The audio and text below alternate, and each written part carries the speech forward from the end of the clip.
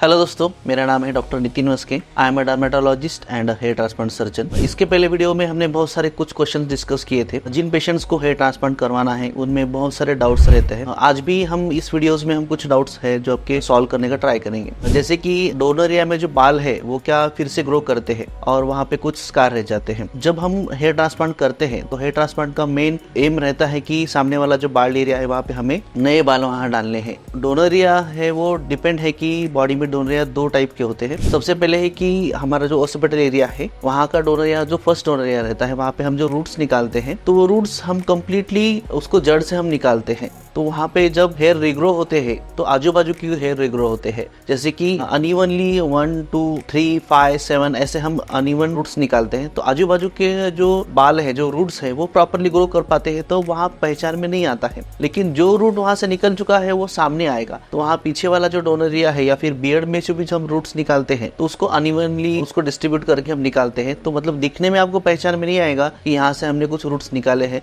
लेकिन जब आप उसको डेंसिटी की आप फील करते हो तो वहाँ पे डेंसिटी जरूर उसमें कम हो चुकी रहती है। जो डोनर एरिया का जो पार्ट है इनको तो near about 4 weeks to 6 weeks में अच्छे से ग्रो करता है। वहाँ पे अच्छे से बाल आने लगते हैं। स्लोली वो बाल जैसे बढ़ते हैं तो उसमें उसकी लेंथ बढ़ती है तो वो डोनर एरिया प्रॉपरली मैनेज हो जाता है। लेकिन वहाँ के रूट्स है जो सामने वाला जो बाल एरिया है जो हमने जहाँ पे ट्रांसप्लांट किया है वहाँ पे वो रूट्स वहाँ पे आ जाएंगे आपके। तो आप पीछे वाले रूट्स में ना फिर से वो नए रूट आते नहीं है क्योंकि हम प्रॉपरली उसको जड़ों से निकालते हैं। अभी सेम जैसे ट्रांसप्लांट होने के बाद आपको क्या स्कार ज्यादा पड़ते हैं, ट्रांसप्लांट होने के बाद जब भी हम डोनर एरिया में आप देखते हैं या फिर फ्रंट एरिया में जब हम ट्रांसप्लांट करते हैं क्या वहाँ पे ज्यादा स्कार दिखाई देते हैं। ऐसे भी बहुत सारे क्वेश्चन हमें पेशेंट्स पूछते हैं। हेयर ट्रांसप्लांट के दो टेक्निक्स रहते हैं। सबसे पहले वाला टेक्निक था वो FUT नाम का टेक्निक था और दूसरा है अभी FUE नाम का टेक्निक है। FUT टेक्निक में हम पूरी स्किन की एक स्ट्रिप है जो डोनर एरिया से हम निकालते थे तो वहाँ पे बहुत ज्यादा बड़ा स्कार हमें दिखाई देता था। लेकिन अब रिसेंट एडवांस जो भी हम पेशेंट्स में अब रिसेंटली ट्रांसप्लांट करते हैं तो मैक्सिमम डॉक्टर्स अभी FUE टेक्निक से ट्रांसप्लांट करते हैं। तो FUE टेक्निक में क्या होता है कि छोटे से पंच यूज होते हैं, like 0.7 mm, 0.8 mm, hardly 0.9 mm और 1 mm के पंचेस यूज होते हैं डिपेंडिंग अपॉन द रूट्स। कभी कभी बहुत ज्यादा थिक रूट्स भी होते हैं, उसमें हमें बड़ा पंचेस यूज करने की जरूरत पड़ सकती है। लेकिन इतने स्मॉल पंचेस यूज करने के बाद वहाँ पे जो स्कार होता है, यहाँ पे जो स्कार बनता है उतना माइन्यूट रहता है कि आपको पहचान में भी नहीं आता है।